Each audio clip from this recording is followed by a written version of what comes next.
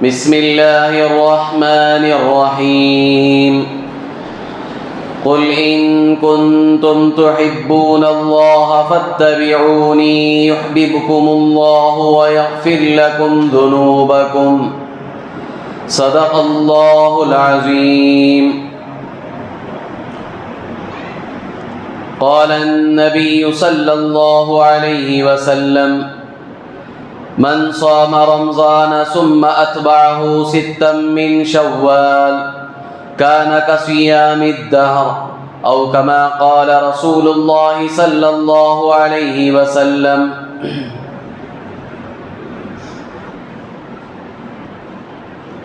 بزرگان محترم، عزیز نوجوانان اسلام،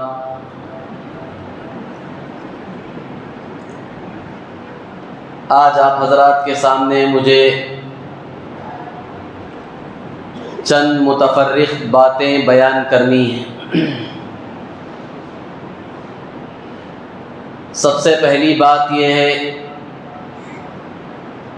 کہ آج رمضان المبارک کا آخری جمعہ ہے،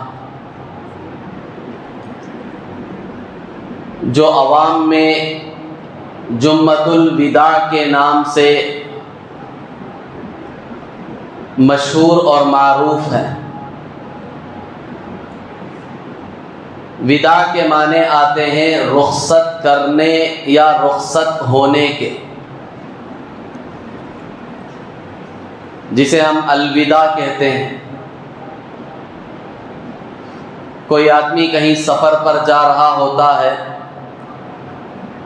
تو ہم اسے رخصت کرتے ہیں، الوداع کہتے ہیں۔ اردو میں بھی یہ لفظ استعمال ہوتا ہے ہمارے یہاں کہ کوئی ہم سے بچھڑ کر دور جاتا ہے تو اس وقت یہ لفظ استعمال کیا جاتا ہے، اور یہ وداع کا لفظ عربی ہے۔ یہی الوداع کے نام پر اردو میں بھی ہمارے یہاں استعمال ہوتا ہے، جس کے معنی رخصت کرنے یا رخصت ہونے کے ہیں۔ عوام میں یہ رمضان کا آخری جمعہ جمعۃ الوداع کے نام سے مشہور ہے۔ رمضان کا آخری جمعہ ہے، ہم سے رخصت ہو رہا ہے،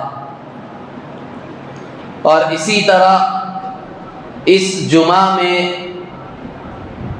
بعض مسجدوں میں خطبۃ الوداع کے نام سے خطبہ بھی پڑھا جاتا ہے، جو عربی خطبہ بیان کے بعد پڑھا جاتا ہے، خطبۃ الوداع، الوداعی خطبہ، یہ بھی پڑھا جاتا ہے۔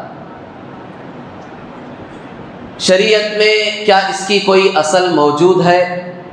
حضور صلی اللہ علیہ وسلم اور اسی طرح صحابہ کرام رضی اللہ تعالی عنہم اجمعین، ان کے یہاں ہمیں اس طرح کی کوئی بات ملتی ہے کہ وہ اس آخری جمعے کو جمعۃ الوداع کہتے تھے، اور رمضان کے آخری جمعے میں خطبۃ الوداع کے نام سے باقاعدہ خطبہ پڑھا جاتا تھا؟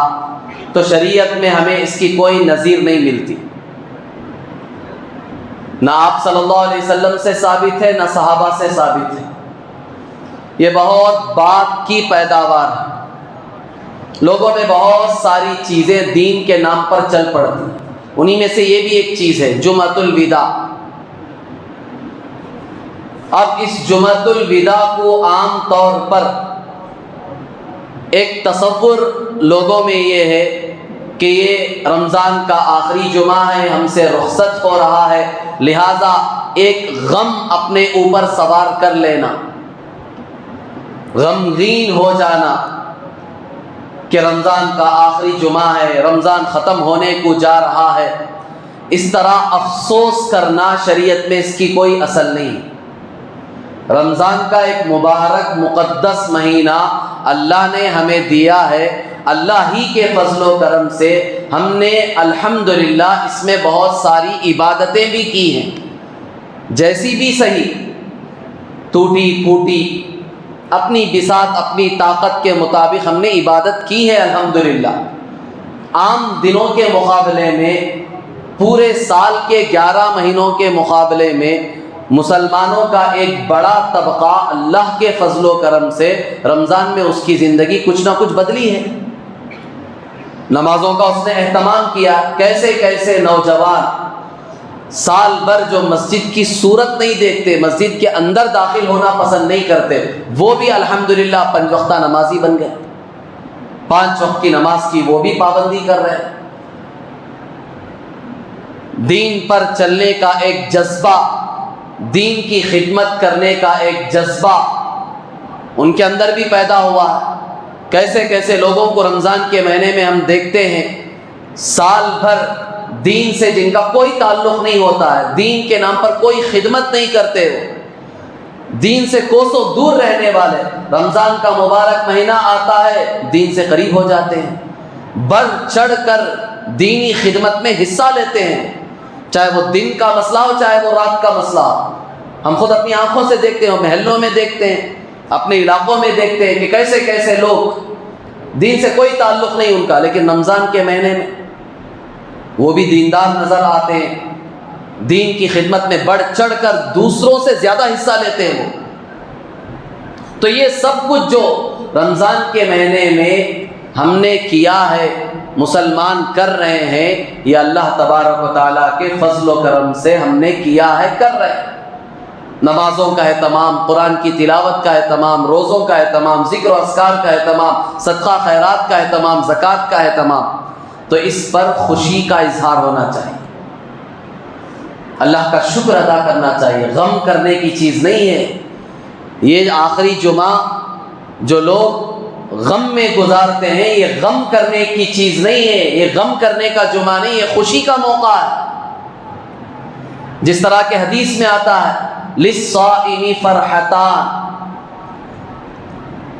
فرحۃ عند افطارہ وفرحۃ حین یلقى ربہ. روزے دار کے لیے 2 خوشخبریاں ہیں, روزے داروں کے لیے 2 خوشخبریاں ہیں. ایک خوشخبری, ایک خوشی کا وقت اس کے لیے افطار کا ہے, فجر کے بعد سے لے کر مغرب تک بھوکا پیاسا, شریعت نے جیسا روزہ رکھنے کو کہا پوری کوشش کرتے ہیں, روزہ رکھتے ہیں. اس کے بعد جب افطار کا وقت آتا ہے, سامنے سارے کھانے پینے کی چیزیں رکھی جاتی ہیں, تو اس وقت غم ہوتا ہے یا خوشی ہوتی ہے؟ کیا کرتے ہیں؟ خوشی ہوتی ہے نہیں ہوتی؟ دل میں خوشی ہوتی ہے کہ اب میرا روزہ مکمل ہو رہا ہے, مؤذن مسجد سے اعلان کرے گا, افطار کی دعا پڑھائے گا, تو فوراً میں یہ چیزیں تناول کروں گا, کھاؤں گا, پیوں گا. کتنی خوشی ہوتی ہے. حدیث میں خود کہا یہ خوشی کا وقت ہے, یہ کہ تم نے اللہ کی ایک عبادت کی ہے, تم نے کوئی کھیل مذاق نہیں ہے, بہت بڑی عبادت کی ہے. اب افطار کرنے کے لیے بیٹھے ہو تو تمہارے دل میں خوشی ہونی چاہیے, غم نہیں ہونا چاہیے, افسوس نہیں ہونا چاہیے کہ میں دن بھر جو میں نے روزہ رکھا تھا اب وہ روزہ ختم ہو رہا ہے, اب میں کھا پی رہا ہوں, اس لیے صورت اتار کر بیٹھ گئے. یہ شریعت کا مزاج نہیں ہے. شریعت نے کہا وہ وقت خوشی کا ہے, خوشی مناؤ. افطار کے وقت تمہارے چہرے پر خوشی نظر آنی چاہیے, خوشی کے آثار نمایاں ہونا چاہیے. یہ ایک خوشی کا وقت ہے. اور دوسرا خوشی کا وقت ایک مسلمان کے لیے کب؟ خاص طور پر روزے داروں کے لیے وہ اللہ سے ملاقات کا وقت ہے. جس وقت وہ اللہ سے ملاقات کرے گا مرنے کے بعد, اس وقت بھی اس کے لیے خوشی کا وقت ہوگا, انتہا درجے کی خوشی ہوگی. کیوں؟ اس لیے کہ حدیث میں آیا روزے کا بدلہ اللہ نے کہا میں خود دوں گا. اب روزے دار بندہ جب مرتا ہے اللہ سے ملاقات کا وقت ہوتا ہے, کیونکہ موت ہی اللہ سے ملاقات کے بیچ میں ایک دروازہ ہے, ایک دیوار. مسلمان کی یوں موت ہوئی, یوں اللہ سے اس کی ملاقات ہوئی.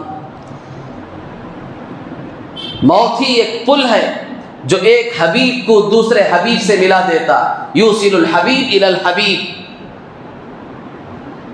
تو مرتے ہی مسلمان خاص طور پر ایک روزے دار کو خوشی ہوتی ہے کہ میں اپنے رب سے اب ملنے کے لیے جا رہا ہوں. اللہ نے جو وعدہ کیا تھا دنیا میں کہ روزے کا بدلہ میں خود دوں گا.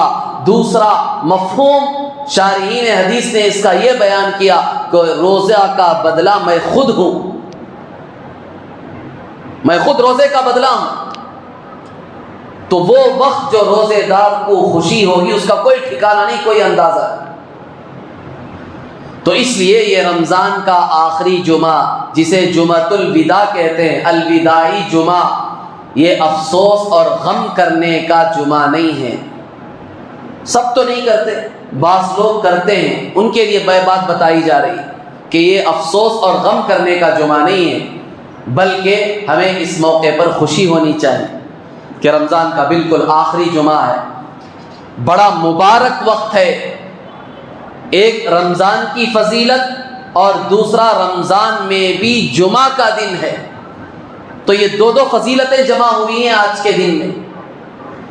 رمضان کا مہینہ سارے مہینوں کا سردار ہے اور جمعہ کا دن سارے دنوں کا سردار ہے، تو دو چیزیں بیک وقت جمع ہوئی ہے، تو یہ خوشی کا موقع ہے، غم اور افسوس کا موقع نہیں ہے۔ تو اس لیے یہ جمعۃ الوداع عام طور پر جو عوام میں مشہور ہے، شریعت میں اس کی کوئی اصل نہیں ہے۔ اور دوسرا، جیسا کہ میں نے عرض کیا، اس آخری جمعے میں خطبۃ الوداع، الوداعی خطبہ پڑھنا اور اس میں اس طرح غم اور افسوس کے کلمات کا اظہار کرنا، یہ بھی درست نہیں ہے، شریعت کے مزاج کے خلاف۔ غرض بزرگان محترم، یہ رمضان کا آخری جمعہ ہے، اور جیسا کہ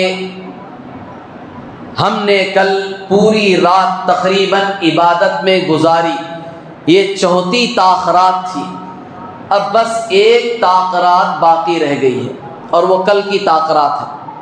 آج کی رات چھوڑ کر کل کی رات جو ہے وہ آخری تاخرات ہے، 5ویں تاخرات ہے۔ اس میں بھی امکان ہے کہ اس رات میں بھی وہ مبارک رات آ سکتی ہے جسے ہم شب قدر کہتے ہیں، امکان ہے۔ کل جیسا کہ میں نے عرض کیا تھا، کل کی رات میں اکثر علماء کی رائے ہے، کئی حدیث سے ثابت نہیں ہے کہ کل کی رات میں زیادہ امید تھی کہ وہ شب قدر ہو سکتی ہے، لیکن یقینی نہیں ہے، اور ایک رات بھی باقی ہے، وہ کل کی آنے والی رات ہے، بالکل آخری رات ہے۔ ہم میں سے ہر ایک کو اس رات کا بھی خصوصی اہتمام کرنا چاہیے کہ وہ رات بھی پوری رات نہ صحیح، جتنا اللہ نے ہمیں طاقت دی ہے، کچھ نہ کچھ حصہ رات کا ہم عبادت میں گزارنے کی کوشش کریں، کچھ نماز پڑھیں، کچھ قرآن کی تلاوت کریں، کچھ ذکر و اذکار کریں۔ صلاۃ التسبیح پڑھنے کا موقع مل گیا تو صلاۃ التسبیح پڑھیں، 4 رکعت نماز ہے۔ جن لوگوں کو پڑھنے کی عادت ہے 20-25 منٹ میں نماز ہو جائے گی، اور جن کو عادت نہیں ہے آدھا گھنٹہ 35 منٹ لگیں گے، لیکن پوری زندگی بھر کے گناہ معاف ہو۔ تو یہ بڑا اچھا موقع ہے، آخری رات، ایک جاگنے کی رات ہمیں ملی ہے، عام طور پر ماحول بھی ہوتا ہے، تو اس رات کو ہم سب عبادت میں گزارنے کی کوشش کریں، کیونکہ یہ رات گزر جائے گی تو اس کے بعد تقریباً پورا سال ہمیں ایسا موقع نہیں ملے گا۔ پھر تقریباً شعبان کا مہینہ، اس کی جو 15ویں رات آتی ہے شب برات، پھر وہی موقع ملتا ہے۔ تقریباً پورا سال رات جاگنے کا نہ موقع ہمیں ملتا ہے، نہ ماحول ہمیں ملتا ہے، تو گویا کہ یوں سمجھ لینا چاہیے یہ ایک آخری رات ہے، اس رات کو ہم اپنی زندگی کی آخری رات بھی تصور کر سکتے ہیں۔ ایک مسلمان کو تو اسی طرح تصور کرنا چاہیے کہ یہ میری جمعہ کی نماز آخری نماز ہو سکتی ہے، پتہ نہیں آئندہ جمعہ تک میں زندہ رہوں یا نہ رہوں، یہ رمضان کی تاخرات میری آخری رات ہو سکتی ہے، آئندہ سال تک میں زندہ رہوں یا نہ رہوں، اس لیے کہ موت کا کوئی بھروسہ نہیں، کوئی گارنٹی نہیں، کوئی وقت طے نہیں ہے اس کا کہ ہم معلوم کر سکیں، ہم جان سکیں کہ ہماری موت فلاں وقت میں آئے گی۔ تو اس لیے ایک ایک لمحہ اسے ہمیں قیمتی سمجھنا چاہیے۔ بہت تھوڑا سا وقت، 2-3 دن باقی رہ گئے، آج جمعہ کا دن ہے، ہفتے کا دن اور اتوار کا دن روزہ ملے گا۔ اگر اتوار کی شام چاند نظر آ گیا تو پھر پیر کے دن عید ہو جائے گی، پیر کا روزہ نہیں مل سکے گا، صرف 29 روزے ہمیں ملیں گے۔ اگر چاند نہیں نظر آیا تو پھر پیر کا بھی روزہ ملے گا، مکمل 30 روزے ہوں گے، اور منگل کے دن عید کا دن۔ تو یہ بچے کچے جو 2-3 دن رہ گئے ہیں، ان دنوں کی ہم خوب قدر کریں۔ جس طرح پورا رمضان کل تک ہم نے تراویح کی پابندی کی ہے، پوری تراویح کی پابندی ہونی چاہیے۔ عام طور پر یہ دیکھا جاتا ہے کہ 27ویں تک تراویح کی پابندی کی جاتی ہے، عام طور پر لوگ کرتے ہیں۔ جیسے ہی قرآن ختم ہوا مسجد میں پورا ماحول ہی ختم ہو جاتا ہے۔ ایک رواج بھی چل پڑا ہے، مسجدوں میں بھی چھوٹی چھوٹی سورتیں پڑھائی جاتی ہیں، آدھے گھنٹے میں نماز ہو جاتی ہے، پوری نماز آدھے گھنٹے میں سمیٹ لی جاتی ہے۔ اب مسجد میں بھی وہی ماحول بن گیا ہے۔ ماحول کیوں بنا؟ اس کی ایک بنیادی وجہ عوام کا مسئلہ ہے۔ اگر عام دنوں کی طرح 1 گھنٹہ اگر تراویح میں لگائیں گے تو 27ویں کے بعد کوئی نہیں آئے گا پڑھنے کے لیے، صرف امام اور مؤذن ہوں گے، وہی بیچارے پڑھتے رہیں گے پورا 1 گھنٹہ، ایک آدمی پیچھے نظر نہیں آئے گا۔ تو مسئلہ تو عوام کی طرف سے آیا ہے، وہ ایک مجبوری تھی، کیونکہ عوام 27ویں کے بعد عام طور پر تراویح ہی نہیں پڑھتی، تراویح کو چھوڑ دیتے ہیں، تو ان کو اس گناہ سے بچانے کے لیے عام طور پر مسجدوں میں 27ویں کے بعد تراویح مختصر کر دی جاتی ہے۔ وہ مختصر کرنے کی وجہ عوام ہے کہ وہ نمازوں کو نہیں آئیں گے، ان کو ایک گناہ سے بچانے کے لیے نمازیں مختصر کی جاتی ہیں۔ اور اللہ تبارک و تعالیٰ کے فضل و کرم سے بعض مسجدوں میں ہمارے اس شہر میں بھی، بنگلور شہر میں بھی اب ایک ماحول آہستہ آہستہ بنتا جا رہا ہے۔ وہ ماحول یہ ہے کہ مسجدوں میں 27ویں کے بجائے 29 کو قرآن ختم ہو رہا ہے۔ بہت ساری مسجدوں میں شروع ہو چکا ہے، اس کی وجہ بھی عوام ہے۔ حالانکہ 27ویں کل رات جو قرآن ختم ہوا ہے ہماری اس مسجد میں، اسے علماء نے مستحب بھی لکھا ہے۔ 27ویں کو چونکہ شب قدر کی زیادہ امید بھی ہے، اس موقع پر اس مبارک گھڑی میں قرآن بھی اگر ختم ہوگا تو بہت بڑی فضیلت کی بات ہے، تو اس لیے علماء نے مستحب بھی لکھا ہے کہ 27ویں کو قرآن ختم کیا جائے تراویح میں۔ اور اسی بنیاد پر عام طور پر اکثر مسجدوں میں یہی ماحول ہے اس فضیلت کو حاصل کرنے کے لیے۔ لیکن اس فضیلت کی وجہ سے ایک بڑا مسئلہ یہ ہمارے معاشرے میں کھڑا ہو گیا کہ 27ویں کو جیسے ہی قرآن ختم ہوتا ہے لوگ تراویح چھوڑ دیتے ہیں۔ تو اب اس کا احساس لوگوں کو ہوا، مسجد کے اماموں کو، مسجد کی کمیٹیوں کو اس کا احساس ہوا، تو پھر انہوں نے اس میں تبدیلی کی۔ ایک بہت بڑے گناہ سے ایک بڑے مجمع کو، مسلمانوں کو بچانے کے لیے اب اس 27ویں کے بجائے 29ویں کو قرآن ختم کیا جاتا ہے، تاکہ لوگ مکمل پورا مہینہ یہ تراویح کی سنت کو ادا کرنے والے بنے۔ کیونکہ تراویح کی نماز پورا مہینہ یہ مستقل ایک الگ سنت ہے، اور رمضان میں پورا قرآن سننا یہ مستقل الگ سنت ہے۔ 2 سنتیں ہیں، یہ الگ الگ ہیں۔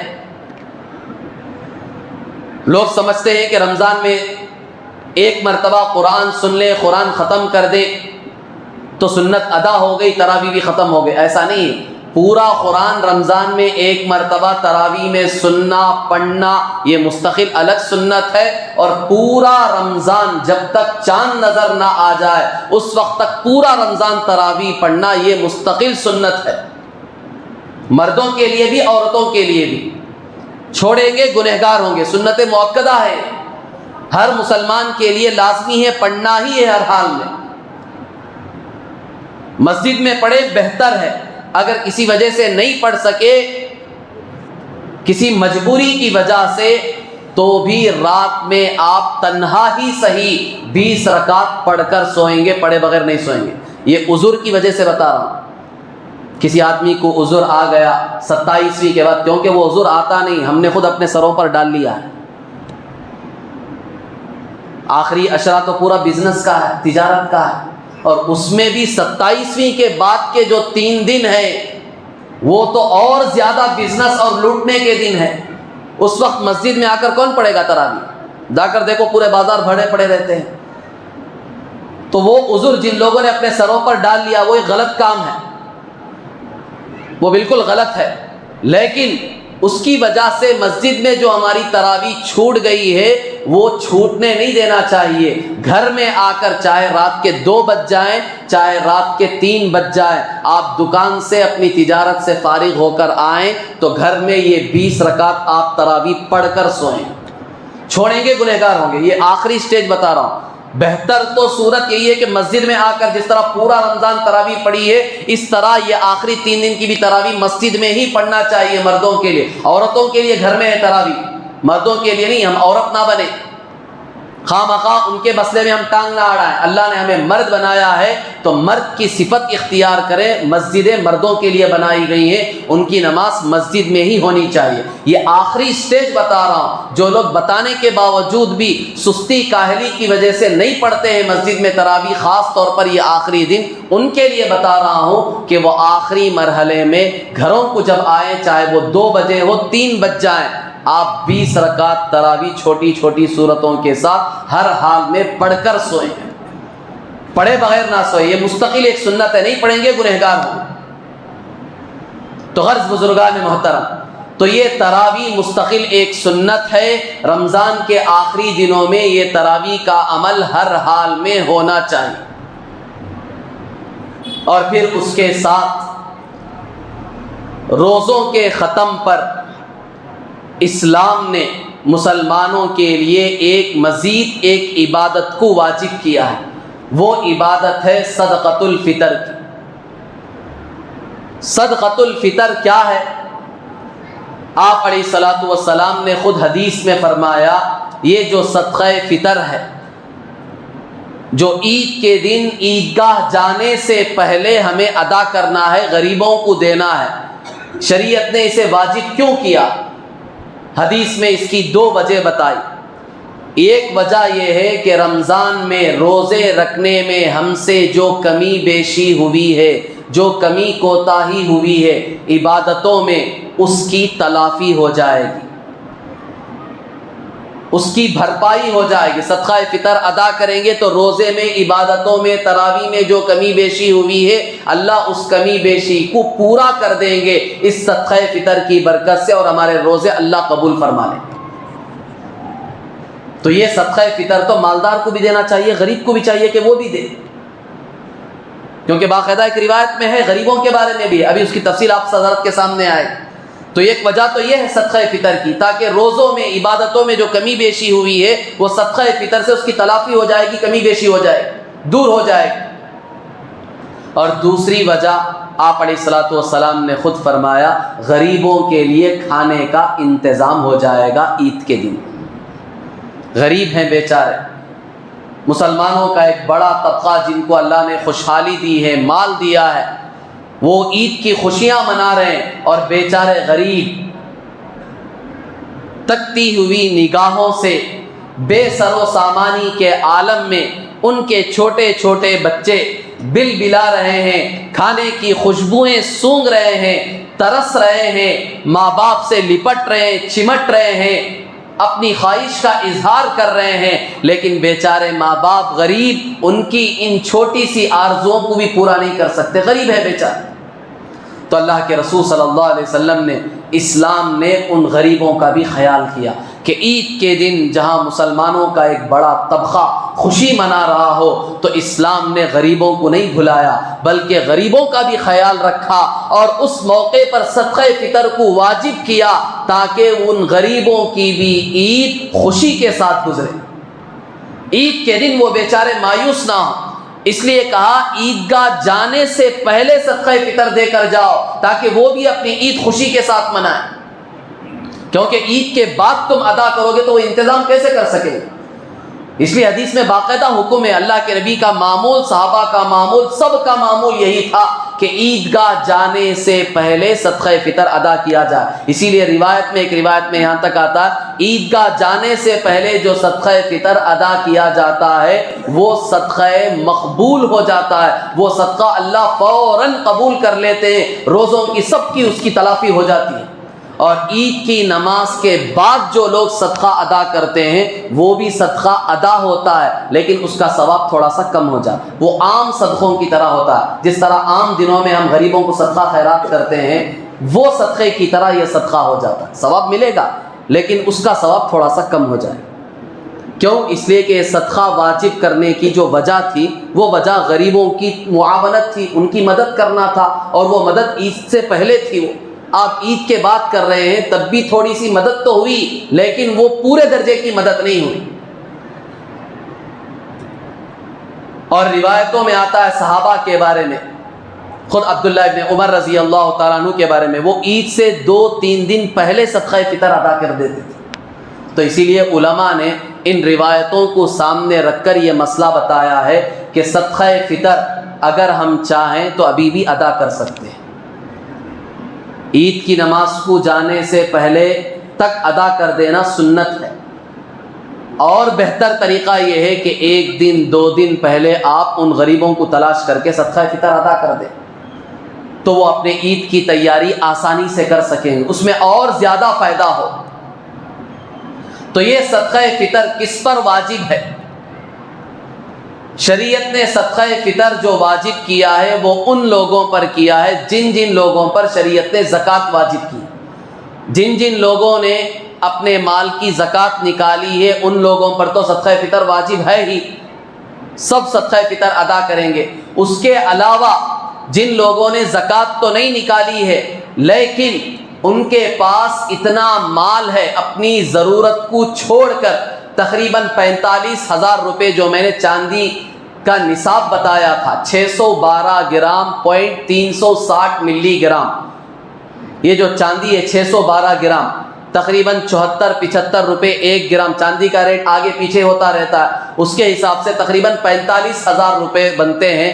اتنا کیش قرض کو چھوڑ کر، اپنی ضرورت کو چھوڑ کر اگر کسی کے پاس آج آیا تو شریعت کہتی ہے کہ تمہارے اوپر زکوٰۃ تو فرض نہیں ہے لیکن صدقہ فطر واجب ہے، کیونکہ صدقہ فطر کے لیے سال گزرنا ضروری نہیں ہے. زکوٰۃ کے لیے ضروری ہے کہ آپ کے پاس وہ مال سال بھر تک رہا ہو تب آپ پر زکوٰۃ واجب اور فرض ہو رہی ہے، لیکن صدقہ فطر کے لیے سال گزرنا ضروری نہیں ہے. حتیٰ کہ عید کی رات جسے ہم چاند رات کہتے ہیں، مغرب کو چاند نظر آیا، ایسے وقت میں بھی اگر آپ کے پاس کیش آ گیا 50,000 روپے، قرض کو چھوڑ کر آپ کے پاس 50,000 روپے بچے ہیں آپ کی ضرورتوں کو چھوڑ کر، تو شریعت کی نگاہ میں آپ مالدار ہیں، فی الوقت آپ پر بھی صدقہ فطر واجب ہے.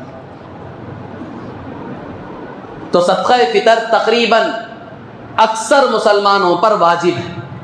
ہاں جو غریب ہیں شریعت ان پر صدقہ فطر واجب تو نہیں کرتی، لیکن ایک حدیث میں بتایا گیا کہ صدقہ فطر مالدار بھی دے غریب بھی دے، کیونکہ غریب نے بھی روزے رکھے ہیں. رمضان میں غریب نے بھی روزے رکھے ہیں تو اس کے بھی روزوں کا تو مسئلہ ہے، اس کے روزوں میں بھی کمی بیشی ہوئی ہے تو اس کی تلافی کیسے ہوگی، بھرپائی کیسے ہوگی؟ اس کی تلافی بھرپائی بھی صدقہ فطر سے ہو جائے گی. اس لیے جو غریب ہیں ان کو بھی چاہیے کہ کوشش کرے وہ بھی صدقہ فطر ادا کرے. صدقہ فطر کی مقدار بہت معمولی ہے، کوئی زیادہ نہیں ہے، بہت معمولی مقدار ہے صدقہ فطر کی. تو اس لیے صدقہ فطر جو بھی مالدار ہیں ان پر تو واجب ہے، غریب کے لیے بھی بہتر ہے کہ وہ بھی ادا کرے. تو پورے گھرانے میں جتنے فرد ہیں، جتنے لوگ ہیں، سب کا حساب لگا کر سب کی طرف سے صدقہ فطر ادا کرنا ہے. جتنے بڑے مرد ہیں، عورتیں ہیں، بچے ہیں، کام کرنے والے ہیں، غلام باندی جسے پہلے زمانے میں ہوتے تھے، آج کل کے زمانے میں نوکر نوکرانیاں جو ہیں، سب کی طرف سے حساب لگا کر اتنے ممبرز کی طرف سے صدقہ فطر ادا کرنا. چھوٹے جو بچے ہیں نابالغ، چاہے وہ بچہ ہو یا بچی ہو، ان پر صدقہ فطر واجب نہیں ہے، لیکن ان کا صدقہ فطر باپ پر واجب ہے. باپ اپنی طرف سے بھی نکالے گا اور اپنے نابالغ بچوں کی طرف سے بھی صدقہ فطر نکالے گا. اور جو بچے ہمارے بالغ ہیں، بڑے ہیں، 15 سال کے ہو گئے، بالغ ہو گئے ہیں، تو ان کی طرف سے صدقہ فطر نکالنا باپ پر واجب نہیں ہے. جو بالغ ہیں تو ان کے دیکھا جائے گا کہ ان کے پاس خود مال ہے، بینک میں بیلنس ہے، یا وہ خود تجارت کر رہے ہیں، تو ان کا صدقہ فطر وہ خود نکالیں گے، باپ پر واجب نہیں.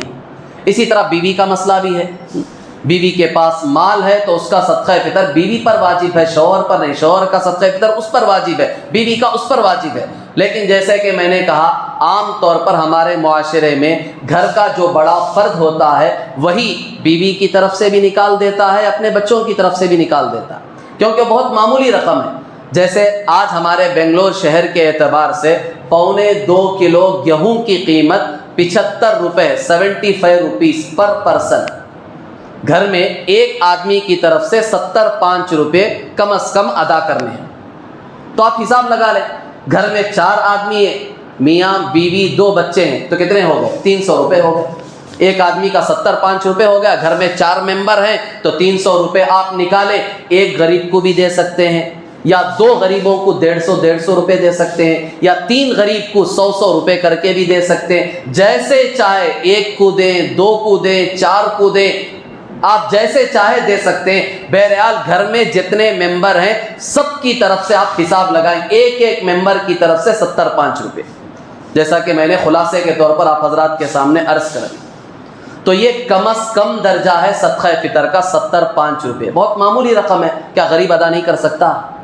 آپ بتائیں کون ہے جس کے پاس؟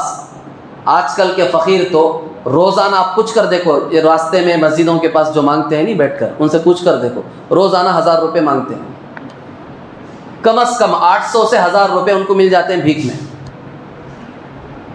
اچھے کام کرنے والوں کو نہیں ملتے، ڈیلی ان کو 1000 روپے ہو گئے تو منتھلی کتنا ہو گیا؟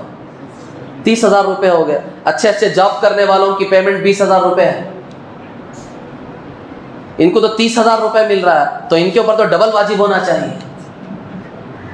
یہ سمجھتے ہیں کہ ہم غریب ہیں ہمارے اوپر واجب نہیں، ان کے اوپر تو ڈبل واجب ہے، ڈبل ادا کرے۔ ابھی بتا رہا ہوں کون سا ڈبل ہے۔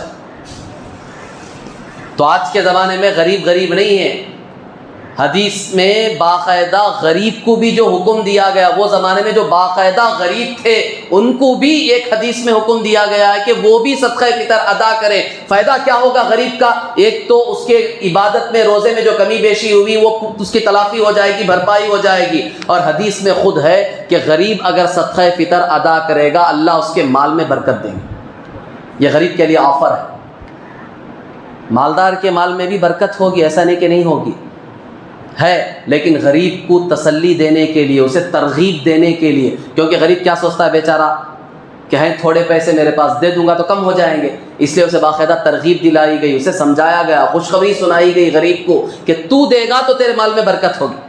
حالانکہ مالدار کے مال میں بھی برکت ہوگی، صدقہ فطر دینے سے، صدقہ دینے سے، زکوٰۃ دینے سے برکت ہوگی، اس کا مال بھی پاک ہو جائے گا، بقیہ مال اللہ کی گارنٹی میں چلا جائے گا، حفاظت میں آ جائے گا۔ لیکن غریب چونکہ عام طور پر دینے کی ہمت نہیں ہوتی، کنجوس ہوتا ہے، ہمت نہیں کر پاتا، اس لیے حدیث میں اسے ترغیب دلائی گئی، خوشخبری سنائی گئی، تو دے گا تو تیرے مال میں برکت ہوگی۔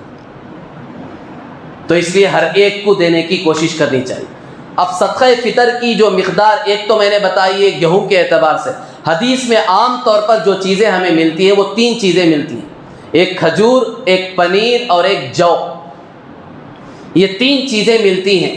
حضور صلی اللہ علیہ وسلم کے زمانے میں ایک سا کا مطلب آج کے زمانے کے اعتبار سے 3.5 کلو کھجور، 3.5 کلو پنیر، 3.5 کلو یا جو 3.5، تینوں میں سے کوئی ایک 3.5 کلو آپ ایک آدمی کی طرف سے دیں، یا اس کی قیمت جتنا اس کا ریٹ بنتا ہے وہ آپ ادا کریں۔ حضرت امیر معاویہ رضی اللہ تعالیٰ عنہ کے زمانے میں گیہوں، اس کی بھی قیمت بڑی ہوئی تھی، تو انہوں نے گیہوں کو بھی اس کے ساتھ ملا کر وہ بھی طے کیا۔ اس وقت کے اکثر صحابہ اکرام نے اسے بھی قبول کیا کہ گیہوں کے ذریعے سے بھی صدقہ فطر ادا کیا جاتا۔ تو آج عام طور پر جو صدقہ فطر بتایا جاتا ہے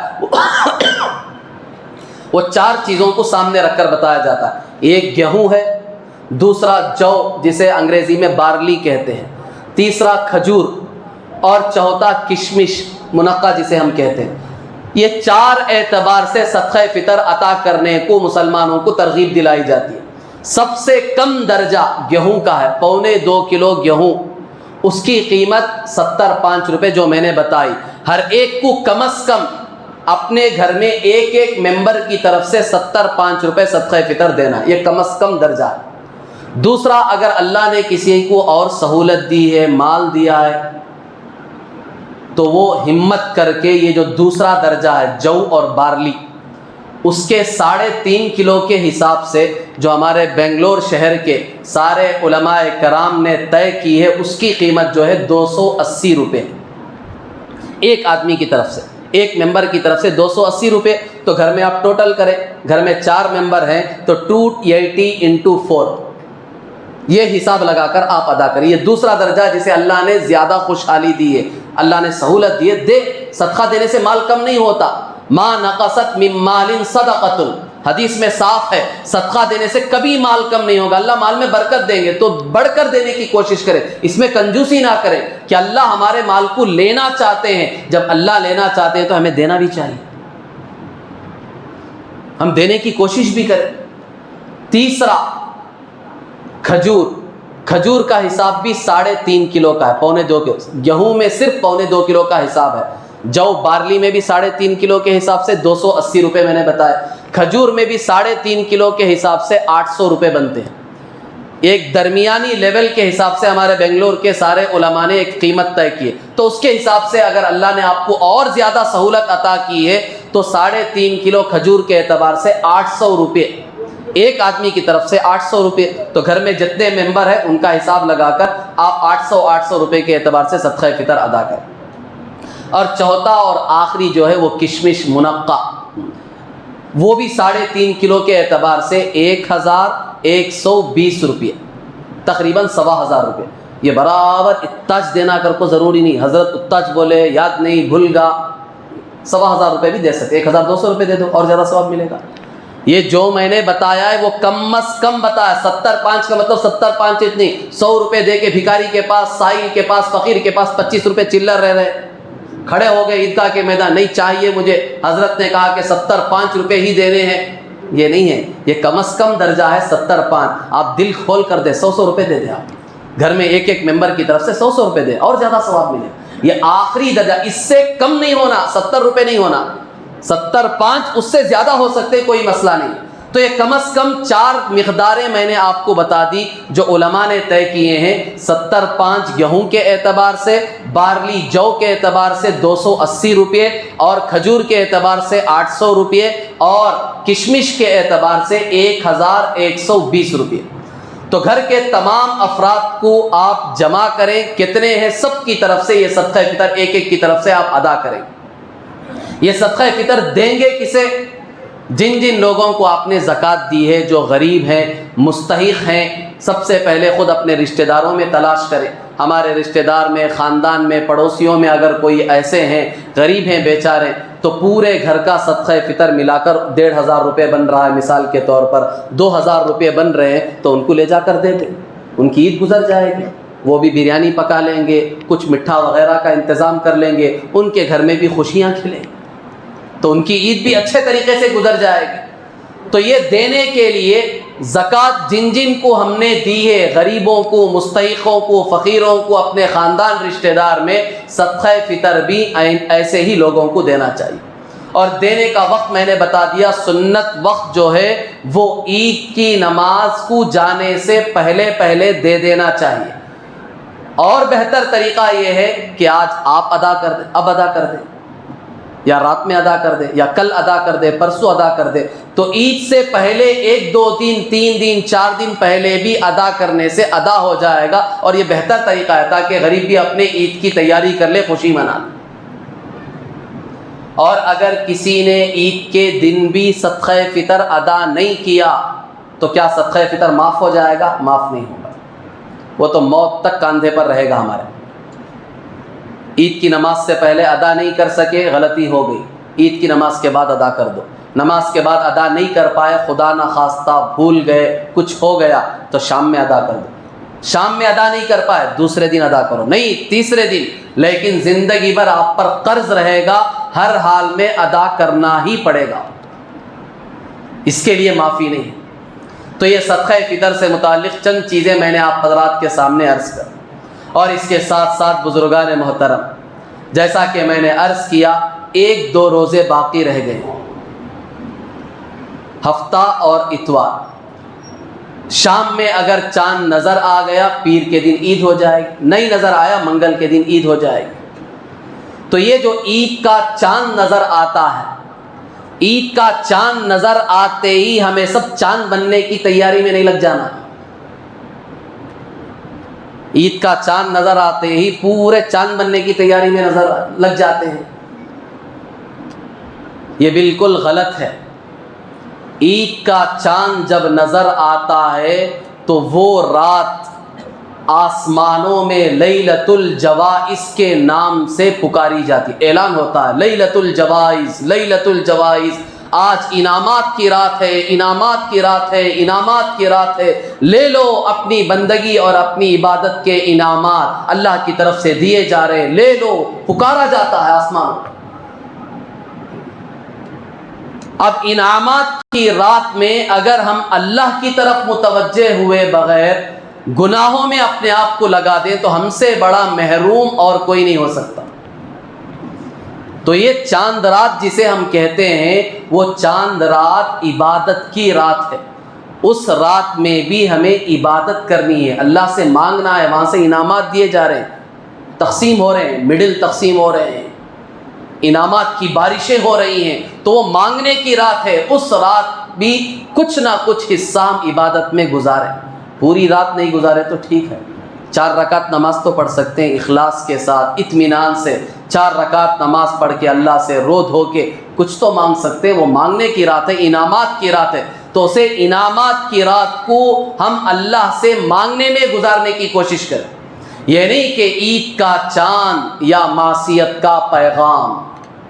جیسے عید کا چاند نظر آیا یہاں سے معصیت کے دروازے کھل گئے.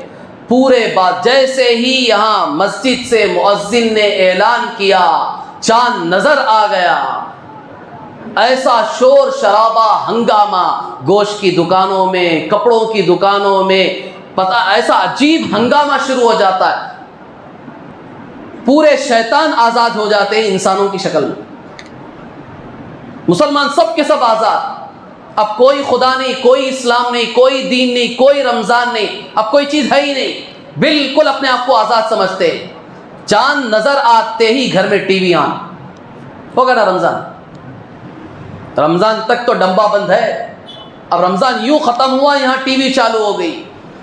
بعض لوگ باقاعدہ محلے میں، دیکھو ایک بات ذہن میں رکھ لو، گناہ گناہ ہے. اگر کوئی آدمی تنہائی میں گناہ کر رہا ہے تو وہ بھی گناہ ہے، لیکن اس پر پکڑ تھوڑی ہوگی. ایک آدمی کھلم کھلا گناہ کرتا ہے تو اس پر بڑی سخت پکڑ ہے، بڑی سخت وعیدیں ہیں. جو یہ عام طور پر گانے چلائے جاتے محلوں میں، جیسے عید کا چاند نظر آ گیا، زور و شور سے بعض گھروں میں، مکانوں سے گانوں کی آوازیں شروع ہو جاتی ہیں. ہوٹلوں میں گانے لگا دیے جاتے ہیں. اب رمضان تک پورے ہوٹلوں میں دیکھو وہاں سورہ رحمان چل رہا ہے، وہاں سورہ بقرہ چل رہی ہے، وہاں نعت چل رہی ہے. ماشاءاللہ ان سے بڑا دیندار کوئی ہے ہی نہیں. اب یہاں چاند نظر آیا، مؤذن کا اعلان ہوا، فوراً وہ قرات کی کیسٹ نکالی اور گانے کی کیسٹ ڈال دی. کیوں؟ اس لیے کہ اب مسلمان قرات کے نام پر ہوٹل میں نہیں آئے گا، اب اسے گانے چاہیے. مزاج ہم نے بھی بنا دیا ہے دکان والوں کا کہ عید کا چاند نظر آنے کے بعد اب خیرات کہیں بھی نہیں چلے گی، اب نعت کہیں بھی نہیں چلے گی، کوئی نہیں جائے گا وہ دکانوں پر. اب جہاں گانے چلیں گے وہاں جائیں گی، وہاں بھیڑ ہوگی لوگوں کی. یہ ایک مزاج بن چکا ہے. یہ مزاج بنا نہیں، ہم نے خود بنایا ہے ہمارے اعمال سے. تو یہ عید کا چاند یہ معصیت کا پیغام نہیں ہے. گناہ کے لیے دروازے نہیں کھولے جا رہے ہیں ہمارے لیے کہ عید کا چاند نظر آتے ہی ہم آزاد ہو گئے. نہیں، ہمیں اپنے آپ کو پابند بنانا ہے کہ رمضان کا مبارک مہینہ، جیسا کہ کل رات میں بھی میں نے عرض کیا تھا، جس طرح عبادتوں کے ساتھ، سنت کے اہتمام کے ساتھ، دین کے ایک ایک عمل کو اپنے سینے سے لگا کر ہم نے گزارا تھا، پوری زندگی ہمیں اس طرح گزارنی ہے. ایک ہمیں مشق ہوئی، ایک ٹریننگ ملی ہے ہمیں. پورا مہینہ، پورے مہینے کا ایک کورس ہم نے کیا ہے رمضان میں، تو وہ کورس ہمارا ضائع نہیں ہونا چاہیے. اسے پوری زندگی باقی رکھنے کی کوشش کریں. یہ نہیں کہ حجام کی پوری دکانیں کیوں لگی ہوئی ہے، کیا سب سنتوں کا جنازہ نکالنے کے لیے کھڑے ہوئے. کتنی بری بات ہے، کتنی بری بات ہے. جا کر ذرا اپنے چہروں کو آئینے کے سامنے کھڑے ہو کر دیکھو. یہاں موبائل اٹھا کو دیکھو نہ کو، گھر میں ذرا تنہائی میں کمرہ بند کر کے، تاکہ بیگم بھی نہ دیکھے تو پھر انہیں چھیڑتی. تنہائی میں کمرہ بند کر کے ذرا شیشے کے سامنے اطمینان سے کھڑے ہو کر چہرہ وغیرہ اچھا دھو کر آپ کھڑے ہو کر دیکھیں آپ کا جو یہ نورانی چہرہ رمضان میں بنا ہے کیا نور جھلک رہا ہے۔ اللہ کے نبی کی سنت جو چہرے پر زندہ ہوئی ہے اس کا ایک نور ہی الگ ہے۔ لوگ پوچھتے ہیں داڑھی چھوڑنا سنت ہے، واجب ہے، فرض ہے۔ یہ احمق ہے مسلمان جو پوچھتے ہیں۔ کوئی ایک نبی بتا دو جس کی داڑھی نہیں تھی۔ یہ پوچھنے کی چیز ہے۔ یہ محبت کا دعویٰ کرتے ہو، نبی سے عشق کا دعویٰ کرتے ہو، عاشقان رسول کہتے ہو، اور اللہ کے نبی کی سب سے بڑی سنت سے نفرت ہے۔ یہ بھی عشق ہے۔ عشق کسے کہتے ہیں کہ محبوب کی ہر ادا کو اپنی زندگی کا لازمی جز بنا لے۔ جس طرح فلم ایکٹروں سے محبت کرتے ہو، ان کے ایک ایک اسٹائل پر اپنی جان دیتے ہو، ان کے ہیئر کٹنگ پر اپنی ہیئر کٹنگ کو منطبق کر دیتے ہو، وہ جس طرح لباس پہنتے ہیں ایسا لباس پہننے کی کوشش کرتے ہیں، وہ جس طرح اپنا چہرہ بناتے ہیں اس طرح چہرہ بنانے کی کوشش کرتے ہیں، وہ جس طرح اپنے بال بناتے ہیں اس طرح اپنے بال بنانے کی کوشش کرتے ہیں۔ کیا یہ قیامت میں اللہ کے سامنے کھڑے ہو کر ہماری سفارش کریں گے؟ یہ خود بھی دوزخ میں جائیں گے، ہمیں بھی دوزخ میں لے جائیں گے۔ سفارش کرنے والی ذات تو وہ ہے جو کل قیامت کے دن کھڑے ہو کر اللہ کے سامنے ہماری سفارش کروائے گی۔ کچھ تو منہ ہونا چاہیے ہمارا کہ اس نبی کے سامنے کھڑے ہو کر ہم سفارش کے لیے گزارش کریں، درخواست کریں، اے اللہ کے نبی آپ ہماری بھی سفارش کرا دیجیے۔ کیا اس وقت ہمارا یہ منہ ہوگا، ہماری یہ زبان ہوگی، اتنی ہمت ہوگی، ہمارا سر اٹھ سکے گا؟ شرم کے مارے جھکا ہوا ہوگا۔ جس نبی کی سنت دنیا میں پسند نہیں تھی، آج اسی نبی کے سامنے کھڑے ہو کر سفارش کے لیے درخواست کر رہے ہیں، اے نبی جی آپ ہماری بھی سفارش کرا دی۔ کیا شرم کی بات ہے؟ عجیب مسئلہ نظر آتا ہے۔ مسلمان اس پہ شرم کیوں کرتے ہیں؟ کیا صرف مسلمان داڑھی چھوڑ رہا ہے کیا؟ آپ بتائیں، یہودی داڑھی چھوڑتے ہیں، مسلمانوں سے بڑی بڑی داڑھی ہے ان کی۔ یہودیوں کی داڑھی تو مسلمانوں سے بھی بڑی بڑی ہوتی ہے۔ غیر نہیں چھوڑ رہے ہمارے ملک میں داڑھی۔ ہمارے ملک کے وزیر اعظم کو دیکھو، نہیں ہے داڑھی، ہے نہیں ہے بھائی، پھر کیا شرم کی بات ہے؟ کس چیز کی شرم ہے؟ کیا بے عزتی ہو جائے گی؟ سکھوں کی کتنی بڑی بڑی داڑیاں ہیں، باقاعدہ چوٹیاں ڈال کر رکھتے ہیں وہ، ان کو شرم نہیں ہے، حالانکہ ان کے اس داڑھی رکھنے پر انہیں ثواب نہیں ملے گا، اور مسلمان اسے پتا ہے اس عمل پر اسے ثواب ملے گا، اس کی بخشش ہو سکتی ہے، اس کے لیے جنت کے فیصلے ہو سکتے ہیں۔ یہ سب جاننے کے باوجود بھی یہ داڑھی منڈاتا ہے۔ کتنی عظیم سنت ہے۔ مختصر ایک واقعہ بتا کر میں اپنی بات کو ختم کروں۔ دہلی میں ایک شاعر تھا بہت بڑا، اس کے کلام میں بڑا درد تھا، اس کی تحریر میں بڑا درد تھا، جو اشعار وہ بولتا تھا بڑے درد مند اشعار بولتا تھا۔ اللہ کے رسول صلی اللہ علیہ وسلم کے عشق میں بھی اس نے بڑے اشعار کہے تھے۔ اس کے اشعار چلتے چلتے ایران پہنچے۔ جب ایران کے آدمی نے اس کے یہ اشعار پڑھے تو اس نے سمجھا کہ یہ تو بہت بڑا عاشق رسول معلوم ہوتا ہے، کہ اس کے کلام سے، اس کے اشعار سے پتہ چل رہا ہے کہ یہ بہت بڑا دل جلا ہے۔ اللہ کے نبی کا عشق اس میں تو کوٹ کوٹ کے بھرا ہے، اس سے ملنا چاہیے، اسے دیکھنا چاہیے۔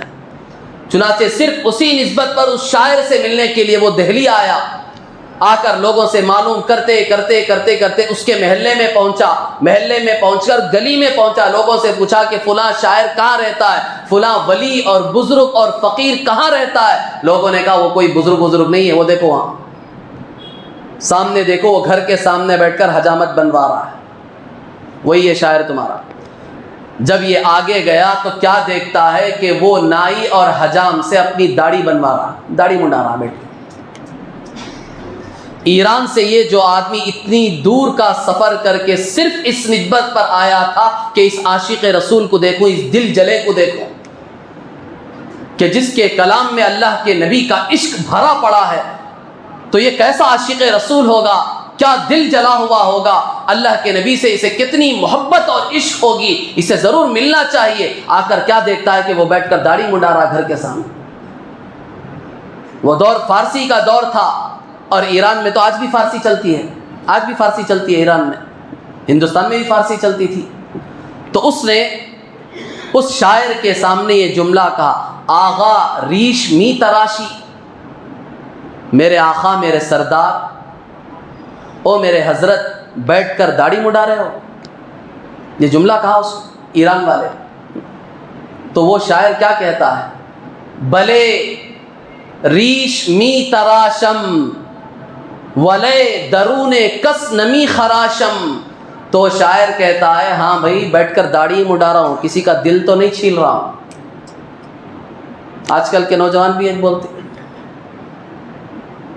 دین کا کوئی عمل بد عملی کرتے ہیں، گناہ کا کام کرتے ہیں، ان کو ٹوکتے ہیں تو وہ ایسے ہی دھڑلے سے جواب دیتے ہیں، ہاں حضرت میں کر رہا ہوں، تم نہ کیا بولو،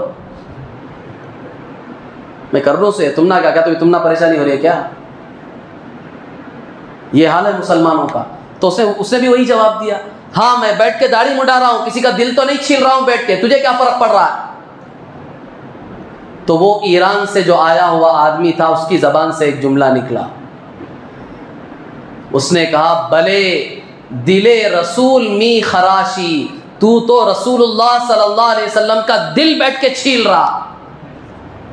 یہ وسترا تیرے چہرے پہ نہیں چل رہا، یہ نبی کے دل اور نبی کے سینے پہ چل رہا ہے. ان کی ایک سنت کا جنازہ نکال رہا ہے تو بیٹھ کے، اور بولتا ہے کسی کا دل نہیں دکھا رہا. اتنا بڑا گناہ کا کام کر رہا ہے اور تو اسے گناہ بھی نہیں سمجھ رہا ہے، تو مسلمان کہلانے کے لائق ہے تو اس کی آنکھ کھلی، دل کے دروازے کھلے، فوراً اٹھ کر کھڑا ہو گیا، فوراً متنبہ ہوا. کھڑے ہو کر اس نے یہ ایک شعر کہا، جزاک اللہ کے چشمم باز کر دی، مرابا جان جا ہمراز کر دی. میں تیرا شکریہ ادا کرتا ہوں، تو نے میری آنکھیں کھول دی. مجھے تو احساس بھی نہیں تھا کہ میں نبی کا سینہ چھیل رہا ہوں، نبی کا دل چھیل رہا ہوں، نبی کی سنت کا جنازہ نکال رہا ہوں. میرا خیال اس طرف گیا نہیں. اتنا بڑا گناہ کا کام میں کر رہا ہوں، میں تیرا شکریہ ادا کرتا ہوں، آج تو نے میری آنکھیں کھول دی. تو غرض بزرگان محترم، یہ واقعہ بتا کر میں صرف یہ عرض کرنا چاہتا ہوں کہ یہ مبارک مہینہ ختم ہو رہا ہے. عید کا چاند نظر آئے تو اللہ کے لیے سنتوں کا جنازہ نہ نکالے. جو مبارک سنت اللہ نے ہمارے چہرے پر زندہ کی ہے، موت تک اسے باقی رکھ لیں، کہ کل قیامت کے دن ہم اسی سنت کے ساتھ کھڑے ہوں، تاکہ نبیوں کو اپنا چہرہ دکھا سکیں. خاص طور پر اللہ کے رسول صلی اللہ علیہ وسلم کے سامنے سر اٹھا کر بات کرنے کی ہمیں ہمت ہونی چاہیے. اس کے لیے یہ مبارک چہرہ ہم موت تک باقی رکھنے کی کوشش کریں، اس پر آرا نہ چلا. اور جتنی عبادتوں کا اہتمام ہم نے رمضان میں کیا ہے، عید کے بعد بھی ان عبادتوں کا اہتمام کرنے کی ہم پوری کوشش کریں، ہر ایک کوشش کریں. اور عید کا دن جیسے ہی ہو، عید کے دن صبح سویرے اٹھنے کی کوشش کریں. یہ نہیں کہ پوری رات شاپنگ کر کے لاش کی طرح پڑے ہوئے ہیں، 7 بجے 8 بجے اٹھ کر غسل کر کے کسی پکنک پر یا کسی پارٹی میں جیسے جاتے ہیں ویسے کپڑے پہن کر مسجد کو نہ جائیں. بلکہ عید کا دن انعامات کی رات کا دن ہے، اس دن ضرور فجر پڑھنے کی کوشش کریں. فجر پڑھنی ہے تو رات میں جلدی سے آرام کر لیں، اور عید کے دن کی فجر چھوٹنے نہ پائے. ہر حال میں ہم فجر کی نماز پڑھیں. اگر فجر کی نماز خدا نہ خواستہ چھوٹ گئی تو مسجدوں میں اور عیدگاہوں میں آ کر بے شرموں کی طرح پورے مجمع کے سامنے کھڑے ہو کر نہ پڑھیں. آپ کھڑے ہو کر پڑھیں گے تو 100% لوگ دیکھ کر بولیں گے بے نمازی فجر کی نماز چھوڑ کر یہاں کر پڑھ رہا ہے. کیونکہ عید کے دن کوئی بھی سنت نہیں ہے، یہ سب کو معلوم مسئلہ ہے. عید کے دن کوئی اشراق کی نماز بھی نہیں ہے، چاش کی بھی نہیں ہے، سنت کوئی نماز نہیں ہے. آپ پڑھیں گے تو 100% دیکھتے ہی پورا مجمع یہ فیصلہ کرے گا کہ بے نمازی کھڑے ہو کر پڑھ رہا. تو اس لیے عید کے دن فجر کی نماز ہر حال میں مسجد میں جماعت کے ساتھ پڑھنے کا اہتمام کریں. خود بھی اٹھیں، اپنے بیوی بچوں کو بھی اٹھائیں. یعنی کہ پوری رات ہماری ماں بہنیں مہندی میں لگا رہی ہیں، 4 بجے تک بیٹھ کر مہندی ڈال رہی ہیں، اب اس کے بعد سو رہی ہیں. وہ بھی اٹھتی ہیں 9 بجے اور باقاعدہ شوہروں سے کہتی ہیں اٹھ کے خود نہا کے چلے جو نماز کو جا کر دو. ایسا نہیں، بلکہ باقاعدہ خود بھی اٹھیں، اپنی ماں بہنوں کو، بچوں کو، سب کو اٹھائیں. فجر کی نماز ہر ایک کی جماعت کے ساتھ ہونی چاہیے. اور پھر اس کے ساتھ جیسا کہ میں نے کہا، اگر جماعت چھوٹ گئی تو اسے گھر ہی میں مکروہ وقت کے بعد، اگر وقت ہے تو فوراً گھر میں پڑھ لیں، نماز چھوڑ گئی مسجد میں، وقت ہو گیا، آپ کو معلوم ہو گیا کہ مسجد میں جماعت نہیں ملے گی، ختم ہو گئی، تو اگر وقت ہے، مکروہ وقت نہیں ہوا ہے تو گھر ہی میں پڑھ لیں، اگر ہو گیا ہے تو اس کے بعد عید کی نماز کو آنے سے پہلے گھر ہی میں پڑھ کر آئیں، اور عیدگاہ کو آنے کی جو چند مختصر سنتیں ہیں وہ سن لیں، تاکہ آپ عیدگاہ کو آئیں تو اس وقت بتا کر فائدہ نہیں ہوگا۔ تو عید کے دن جلدی اٹھنا بھی سنت ہے، جیسا کہ میں نے کہا فجر کی نماز پابندی سے پڑھے، اس کے بعد عید کے دن غسل کرے، سب غسل کرے، عورتیں بھی مرد بھی، یعنی کہ عورتیں 5 بجے غسل کرتی ہوں، ماحول بتا رہا، اور دوسرے علاقوں کا کیا ماحول ہے معلوم نہیں، ہمارے بنگلور کا ماحول 5 بجے جا کے غسل کرتی، کب؟ پورے کھانے بریانیاں سب پکا کر، سب کھا کو پورا فارغ ہونے کے بعد، اب یا تو مہمان آئیں گے ان کو دکھانے کے لیے، یا دوسری جگہ جانا ہے پھرنے کے لیے، گھومنے کے لیے، ان کو دکھانے کے لیے اب غسل کر کے کپڑے پہنتی ہیں، کون؟ عورت۔ عید کے دن سنت سب کے لیے، مردوں کے لیے بھی عورتوں کے لیے بھی، اول وقت میں غسل کرنا، اپنی عورتوں کو بھی اس کا پابند بنا، صبح ہی شیر خرما ہونا کر کو پابندی مت بنا، یہ سنت نہیں ہے۔ بعض لوگوں نے باقاعدہ یہ بھی سنت سمجھ لیا ہے کہ حضرت فاطمہ رضی اللہ تعالیٰ عنہ نے نعوذ باللہ عید کے دن شیر خرما بنایا تھا، وہ دور میں شیر خرما تھا نہیں، اب پتہ نہیں لوگوں نے کہاں سے روایت گڑی ہے، باقاعدہ بعض لوگوں نے، علماء نے لکھا ہے، بیان کیا ہے کہ لوگ دلیل دیتے ہیں کہ فاطمہ رضی اللہ تعالیٰ عنہ نے شیر خرما بنا، وہ زمانے میں شیر خرما تھا، سیویاں تھے کہ ابھی وہ زمانے میں، خواہ کی من گھڑت چیزیں ہیں۔ سنت طریقہ کیا ہے؟ عید کے دن سنت، حضور صلی اللہ علیہ وسلم کا معمول کیا تھا، عید کے دن نماز کو آنے سے پہلے، عید کی نماز آنے سے پہلے 3 کھجور یا 5 کھجور یا 7 کھجور، یہ طاق عدد بولتی ہیں اسے، طاق، 2 4 6 نہیں، 3 یا 5 یا 7، علماء نے کہا اس سے کم بھی روایت میں آیا ہے، یا تو 1، زیادہ گرمی رہے تو 3 3 5 5 کھا لے، ان کو بعد میں عید کی نماز کو بھی آنا مشکل ہو جاتا ہے، 1 بھی کھا سکتی، 2 4 6 یہ زیادہ مناسب نہیں ہے، حرام نہیں ہے، کھانا ہے تو کھا لے 2، کوئی مسئلہ نہیں ہے، سنت پر عمل کرنے کے لیے 1 کھاؤ یا نہیں تو 3 کھاؤ، اور زیادہ اللہ نے طاقت دی اطمینان سے کھا سکتے ہو، کوئی مسئلہ نہیں، 5 بھی کھاؤ، تو 1 3 5 7 اس طرح یہ کھجور کھا کر عید کی نماز کو آئیں، یہ سنت ہے، خود بھی کھائیں، بیوی کو کھلائیں، بچوں کو کھلائیں، سب کو کھلائیں، 1 کھجور تو سب کھائیں تاکہ سنت پر عمل ہو جائے، اس لیے کہ بعض لوگ سمجھتے ہیں کہ عید کی نماز تک بھی روزہ رہتا ہے، بعض لوگ بولتے ہیں رات کا روزہ رہتا ہے، کہتے ہیں عید کے دن چاند رات کو رات کا پورا روزہ کرتے، عجیب لوگوں میں مزاج بنا ہوا ہے، تو یہ کوئی روزہ نہیں، اسی لیے باقاعدہ سنت ہے کہ عید کا دن اللہ کی طرف سے مہمان نوازی کا دن ہے، آج کا دن روزہ نہیں، 1 مہینہ اللہ نے روزہ رکھنے کا حکم دیا، روزہ رکھا، اب روزہ کھولنے کا حکم ہے، لہٰذا پہلا عمل فجر کے بعد ہمارا یہ ہونا چاہیے فوراً کھجور اٹھاؤ کھاؤ، کہ 1 مہینہ اللہ کے حکم سے میں نے اپنے آپ کو کھانے پینے سے روک کر رکھا تھا فجر کے بعد، آج اللہ کا حکم ہے کہ آج کھاؤں، لہذا فجر کی نماز کے بعد گھر جاتے ہی سب سے پہلا عمل کھجور اٹھا کر کھاؤ، عید کی نماز آنے سے پہلے یہ عمل سنت ہے، سیویاں فلاں خواہ عورتوں کو پریشان مت کرو، بعد میں اطمینان سے ظہر کے بعد بیٹھ کر کھاؤ تاکہ وہ بھی فارغ رہیں، ان سے بھی کہہ دو کوئی پکانے وکانے کا کام نہیں ہے آپ کا، آپ بھی عید کے دن اٹھ کر غسل کریں، پوری تیاری کے ساتھ تیار ہو، میں عید کی نماز کو جا کر آؤں تو پوری تیاری کے ساتھ آپ مجھے نظر آئیں تاکہ آپ کو دیکھ کر مجھے خوشی ہو، وہ سڑے میلے کچیلے کپڑوں میں بیوی اپنی بہنیں ماں بہنیں رہتی ہیں، آ کر دیکھ کر کیا خوشی ہوتی ہے، کیا ہاتھاں ملاتی ہیں، کیا گلے ملتی، دل میں شوق ہوتا ہے ملنے کے لیے، ایسے سڑے میلے کچیلے کپڑوں میں رہتی ہیں، عید کا موقع ہے، خوشی کا موقع ہے، سب کے چہروں پر خوشی کے آثار نظر آنے چاہیے، اس کے لیے اپنے گھر میں ماں بہنوں کو بھی اس کا پابند بناؤ، تمہارے ذمہ کوئی کام نہیں ہے صبح کا، کوئی کام نہیں، جیسے ہم غسل کر کے نئے کپڑے پہن کر عیدگاہ جا رہے ہیں، اسی طرح تم بھی نئے کپڑے پہن کر غسل کر کے نئے کپڑے پہن کر پورے تیار ہو کر رہو، تو یہ سنت عمل سب کے لیے، سب اس کی پابندی کریں، اور اس کے ساتھ جو کپڑے اللہ نے ہمیں دیے، نئے کپڑے اگر سلوائے ہیں تو خوشی کا موقع، اسلام اب کہتا ہے کہ آج کا دن خوشی کا ہے، نئے کپڑے پہنو، شب برات کے دن نئے کپڑے پہننے کا حکم نہیں ہے، آج کے دن ہے عید کے دن، حضور صلی اللہ علیہ وسلم کے بارے میں خود آتا ہے کہ آپ کے پاس باقاعدہ عید کے لیے نیا جوڑا ہوتا تھا، تو نئے جوڑے سلاؤ، اللہ نے طاقت سہولت سلاؤ، نئے کپڑے پہنو، خود پہنو، بیوی بچوں کو پہناؤ۔ تو عید کی سنتوں میں سے یہ بھی ہے نیا کپڑا پہننا، اور اچھی سی اچھی خوشبو استعمال کریں، اچھی سے اچھی خوشبو استعمال کریں۔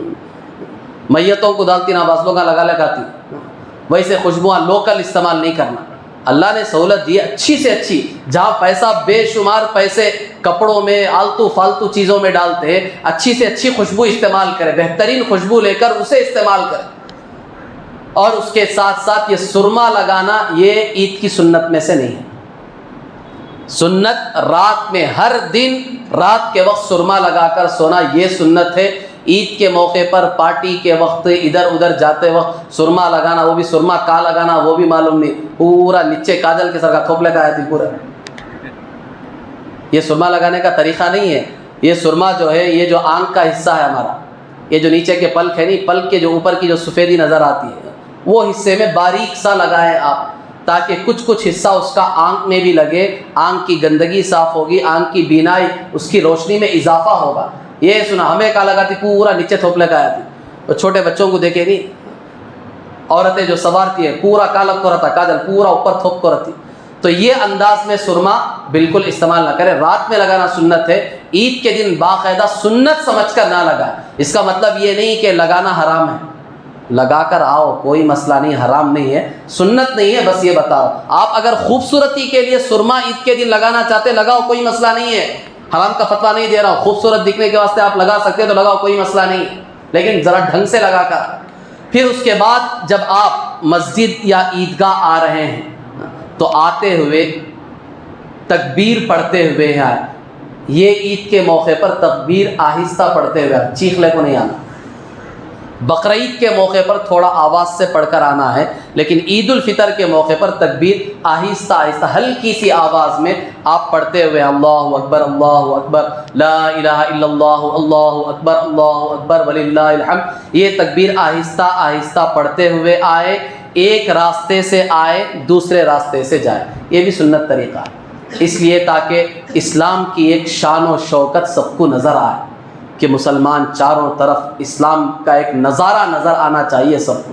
تو یہ چند سنتیں ہیں عید کے دن کی، ان سنتوں کی ہم میں سے ہر ایک کو پابندی کرنی چاہیے، اول وقت میں آنے کی کوشش کرے، عید کی نماز کا جو وقت بتایا جاتا ہے مسجد میں جو وقت بتایا جائے گا اس وقت سے 5-10 منٹ پہلے آنے کی کوشش کرے، ورنہ تو عید کی نماز سال میں 1 مرتبہ 2 مرتبہ پڑھی جاتی ہے، اکثروں کو عید کی نماز کا طریقہ بھی معلوم نہیں ہوتا، لیٹ آتے ہیں تکبیر کہہ دی جاتی ہے، اب آ کر یہ پریشان ہوتا ہے، یوں دیکھتا ہے اس کی تکبیر ہو گئی، یہاں دیکھتا ہے اس کی تکبیر ہو گئی، اب پریشان ہو کر سوچتا ہے کہ میں کیا کروں، میں نے تو تکبیر نہیں کہی ہے، اب اس کی یا تو تکبیریں چھوٹ جاتی ہیں یا تو الٹی سیدھی تکبیریں کھڑ کے نماز پڑھتا ہے۔ تو اس لیے اول وقت میں اگر آ جائیں گے تو پھر نماز پوری مکمل امام کے ساتھ پڑھنے کا موقع ملے گا، یہ پریشانی نہیں ہوگی۔